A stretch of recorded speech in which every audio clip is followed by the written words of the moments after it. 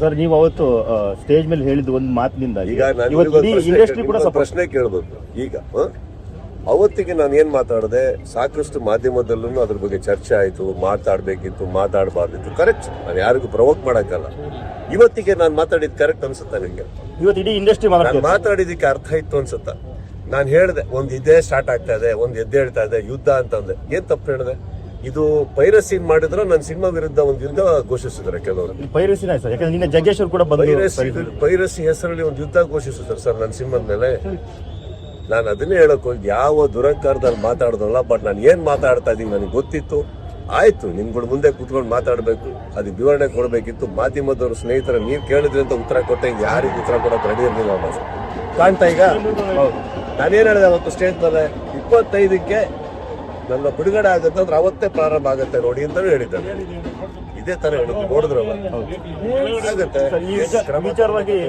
ಈ ವಿಚಾರವಾಗಿ ಜಗ್ಗೇಶ್ ಅವರು ರಾಜ್ಯಸಭೆಯಲ್ಲಿ ಕೂಡ ಮಾತಾಡಿದ್ದಾರೆ. ಹಂಗಂದ್ರೆ ನೀವು ಹೇಳಿದ ಮಾತಿನ ನಂತರ ಈ ಎಫೆಕ್ಟ್ ಗಳು ದೊಡ್ಡದಾಗ ಆಗ್ತಾ ಇದೆ. ಅದಕ್ಕೆ ಪೈರಸಿ ಒಂದು ತಡೆಯೋದಕ್ಕೆ ಒಂದು ನಾನು ಇದನ್ನ ಇಲ್ಲ ನಿಲ್ಸಲ್ಲ ಸರ್, ಆಯ್ತಾ. ನಾನು ಸರ್ಕಾರವನ್ನು ಭೇಟಿ ಮಾಡಿದ್ದೀನಿ. ಚಿತ್ರರಂಗಕ್ಕೆ ಒಂದು ಒಳ್ಳೇದಾಗಬೇಕು ಅಂದ್ರೆ ಒಂದು ಬಹಳ ಒಂದು ಒಳ್ಳೆ ಕೆಲಸ ನಡೀತದೆ ಸರ್ಕಾರದ ಸೈಡಿಂದ. ಇದು ನಾನು ಪ್ರಾಮಿಸ್ ಮಾಡಿದ್ರೆ ನನ್ನ ಸ್ನೇಹಿತರ ಒಳಗಡೆಯವರು ಎಲ್ಲದಕ್ಕೆ ಅದು ಮಾಡ್ತಾ ಇದ್ದಾರೆ. ಚಿತ್ರರಂಗಕ್ಕೆ ಒಂದು ಒಳ್ಳೆ ಆಗೋ ಥರ ಖಂಡಿತವಾಗ್ಲೂ ತಗೋತೀವಿ. ಆ್ಯಂಡ್ ಇವಾಗಲೂ ನಾನು ಹೇಳ್ತಾ ಇದ್ದೀನಿ, ನಾನು ಯಾವುದು ಆವೇಶದಲ್ಲಿ ಮಾತಾಡಿರೋ ಮಾತುಗಳಲ್ಲ ಅವು. ನೀವೇ ನೋಡಿದ್ರಿ ಏನೇನಾಯ್ತು ಅಂದ್ಬಿಟ್ಟು. ಸರ್, ಇವಾಗ 45 ಮತ್ತೆ ನಿಮ್ದು ಒಟ್ಟಿಗೆ ಬಂದಿರೋದು ಸಿನಿಮಾ. ಅವ್ರು ಹೇಳಿದ್ರು ಇಷ್ಟು ಆಗಿದೆ ವೈರಸಿ ಅಂತ. ಸೊ ನಿಮ್ ಸಿನಿಮಾ ಎಷ್ಟು ಪೈರಸಿ ಆಗಿದೆ? ಅಲ್ಲ, ನಿಮಗೆ ಮೊನ್ನೆ ಪ್ರೆಸ್ ಮೀಟಿಂಗ್ ಅಲ್ಲೇ ಹೇಳಿಲ್ವ 9,000 ಆಡ್ ಲಿಂಕ್ಸ್. ಅಲ್ಲಿಂದ ಇವತ್ತವರೆಗೆ ಎಷ್ಟಾಗಿರ್ಬೇಕು ಹಂಗಾರೆ ಯೋಚನೆ. 10 ಡಿಲೀಟ್ ಮಾಡಿದ್ರೆ 20 ಹಾಕ್ತಾರೆ, 10 ಡಿಲೀಟ್ ಇನ್ನು 20 ಡಿಲೀಟ್ ಮಾಡೋದು 40 ಹಾಕ್ತಾರೆ. ಅಂದ್ರೆ ಒಂದು ಬ್ಯಾಚ್ ನ ಕುಗ್ಸಿರ್ತಾರೆ. ಗೊತ್ತಾರೆ ನಿನ್ ಕೆಲಸ ಏನು, ಲಿಂಕ್ ಹಾಕ್ತಾ ಇರ್ಬೇಕು. ಅದೇ ತಾನೇ ಅವ್ರ ಕೆಲಸ. ಅದು ಒಂದು ಕೂರ್ಸಿರ್ಬೇಕಾದ್ರೆ, ಪೇಡ್ ಕೂರ್ಸಿರ್ಬೇಕಾದ್ರೆ ನಿನ್ ಕೆಲಸನೇ ಇದು ಅಂದಾಗ ಆಕ್ಚುಲಿ ಸಿನಿಮಾ ಪೈರಸಿ ಮಾಡೋ ಉದ್ದೇಶನೇ ಇಲ್ಲ. ಪೈರಸಿ ಯಾವಾಗ ಸರ್ ಆಗುತ್ತೆ? ಅದರಿಂದ ಹಣಕಾಸು ಸಂಪಾದಿಸ್ತಾ ಇದ್ದೀರಾ, ದುಡ್ಡು ಮಾಡ್ತಾ ಇದ್ದೀರಾ ಅಂದ್ರೆ ಹೋಗ್ತೀನಿ. This is not called piracy, this is called crime to kill a product. ಉದ್ದೇಶ ಬಂದು ನಿಮಗೆ ಫ್ರೀಯಾಗಿ ತೋರಿಸ್ಬೇಕು ಈ ಪಿಕ್ಚರ್ ಅನ್ಬೇಕಾದ್ರೆ ಇದರಲ್ಲಿ ನಿಮಗೆ ದುಡ್ಡು ಎಲ್ಲಿಂದ ಇದೆ ಇವಾಗ?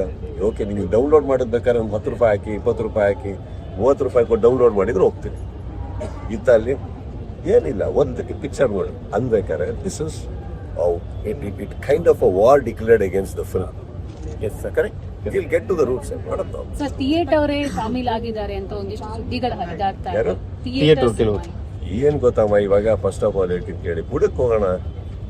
ಯಾಕೆ ಈಗ ಯಾರಾದ್ರೂ ಒಬ್ರು ಬಂದು ಒಂದು ಇವಾಗ ಪೊಲೀಸ್ ರೆಕಾರ್ಡ್ಸ್ ಅಲ್ಲಿ ಯಾರಾದ್ರೂ ಬಂದು ಒಬ್ರು ಹೆಚ್ಚು ಕಮ್ಮಿ ಮಾಡಿದ್ರು ಅನ್ಬೇಕಾದ್ರೆ ಅವ್ರನ್ನ ಹಿಡಿದ್ರೆ ಅವ್ರ ಮೂಲಕ ಬುಡ ತನಕ ಹೋಗ್ತಾರಲ್ವಾ?